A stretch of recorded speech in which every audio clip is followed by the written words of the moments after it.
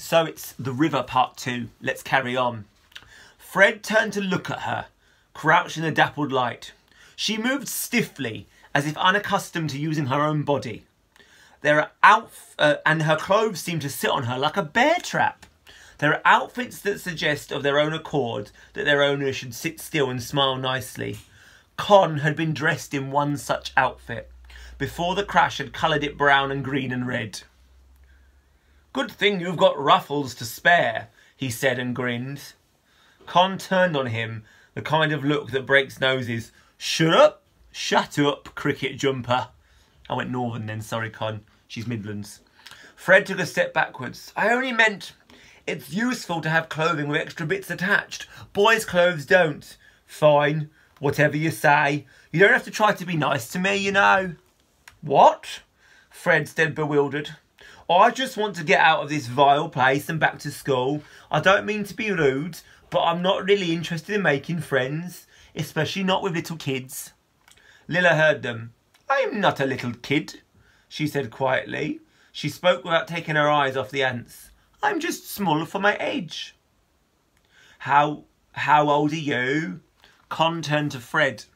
Fred told her. "But that's hardly older than me," said Con. "And me," said Lilla. "Oh, I thought you were much older," said Con. Fred shrugged. "Just tall," he said. "But that means there's no adults, not even any nearly adults, just 4 children in the Amazon jungle." "That," said Fred, "sounds true." "Unfortunately," said Lilla. "Unfortunately," echoed Max. He wandered off a few paces, blowing nose bubbles with his snot. Lovely. Lilla darted after him and grabbed him by the sleeve. "Stay close," she said. Her face was bones and eyes and nerves. As they walked on, a smell came to Fred on the air. Something sharp and fresh. Something that smelt more blue than green. "Is that the river? I think I can smell it," he said. "Don't be ridiculous," said Con. "You can't smell water." But then she broke off. Through the thickly ranged trees, Fred could see a flicker of something that moved. "Come on," called Con. "I've found the river." They stood where the ground curved down to meet the river. The river was a stark bright blue. "Do you think that there are caimans?" Lilla asked. Despite the sun overhead, she shivered. A caiman is in the alligator family. In the long winter of Fred's illness, he'd read dozens of books about explorers venturing out into the wild, armed with only a pith helmet and a penknife. He had a shelf full, all dog-eared and food-stained, and they had all dwelt at great length on caimans. He decided to be honest. "Probably," he said, "but I don't know how else we're going to get water." "What are caimans?" asked Con. "Alligators," said Fred. "Like crocodiles, but with longer snouts." "But they're smaller," said Lilla. "Probably." "Probably?" said Con. "Oh, good." The caiman's like the sunny side of the bank," said Lilla, "and we're in the shade here, so we're probably fine." "Everything's a risk here," said Fred, who suddenly got a Midlands accent. "I'm going in." Every hair on his arms stood on edge as he scanned the bank.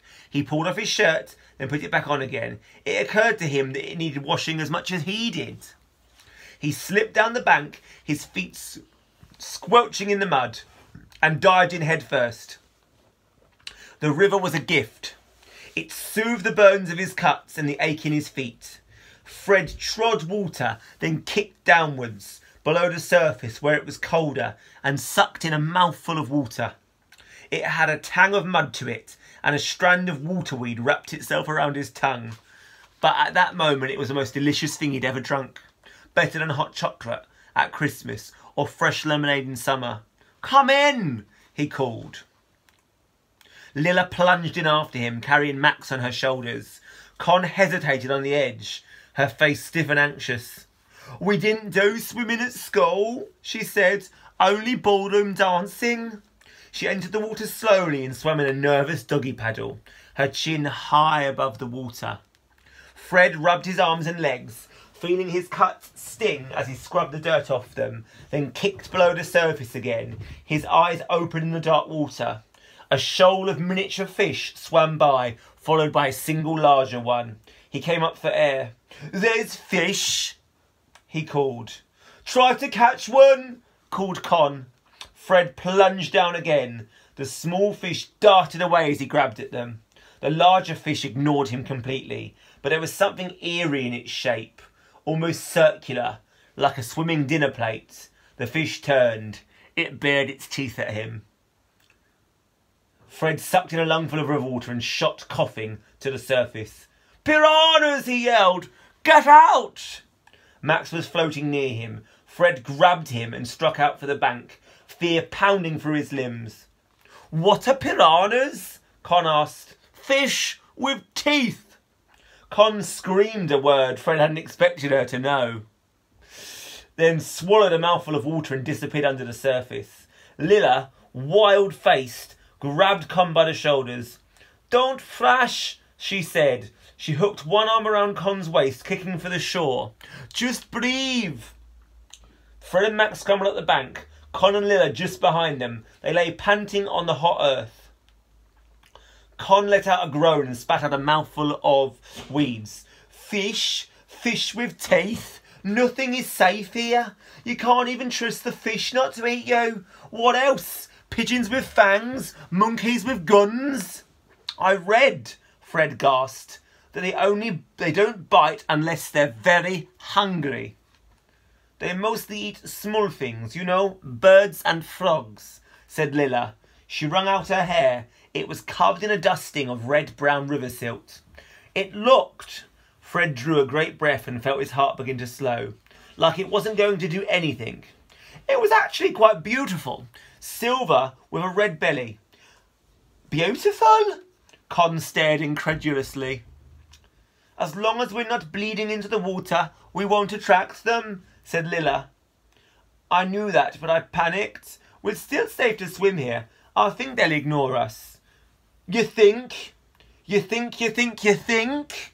Con was red in the face, sharp-boned, ferocious. "They're fish with teeth. Piranhas, you can't psychoanalyze them." Lilla looked at Con. Her face was inscrutable. "I think," she said, "that the plural of piranha is piranha, not piranhas."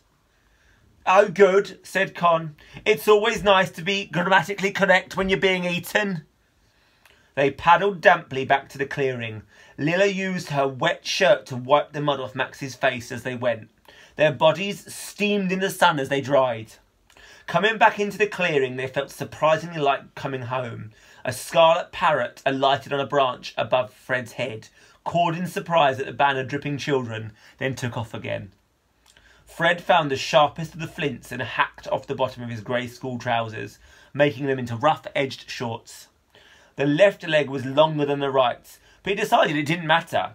The cut on his leg had begun to scab nicely. He pulled off his cricket jumper and wrung it out.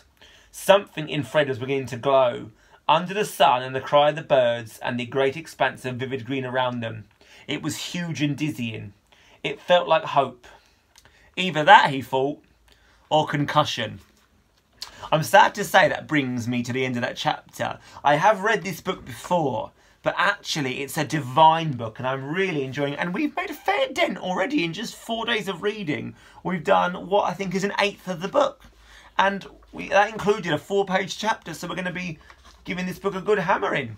We're back on a chapter with Monday.